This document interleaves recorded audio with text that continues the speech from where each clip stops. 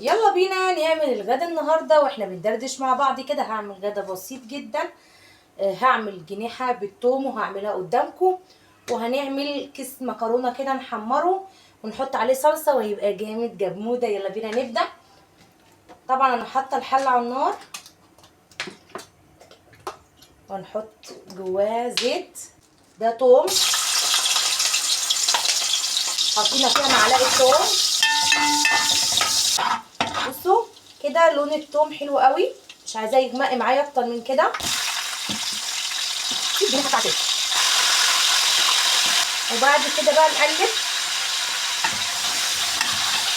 بعد كده ايه، هنخلي بس الجناحه تشمع بس كده شويه تاخد لون، وننزل بقى بالتوابل كده. تمام. هحط ملح بس مش هحط كتير، فلفل اسمر ومعلقه كمون، توابل فراخ، حبه حلوين كده من توابل فراخ، بابريكا. بصي التوابل اللي عندك تحطيها، اللي عندك حطيه. عندي كيس صلصه مكرونه. انا الصلصه عندي لما بتتبقى ما برميهاش، بسيبها بقى تسيح. ورقتين لوري.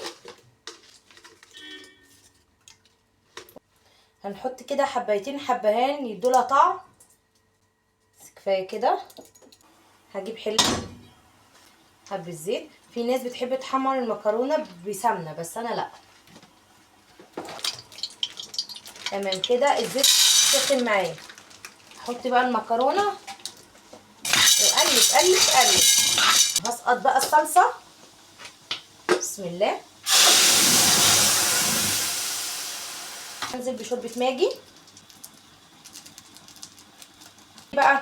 كمون، بحب اكتر الكمون قوي في المكرونه المحمره. دول اللي انا بحب احطهم في المكرونه المحمره، الفلفل الاسمر والكمون. كفايه كده ونقلب. لو لقيناها بقى محتاجه ملح نبقى نحط حبه ملح ونغطي عليها.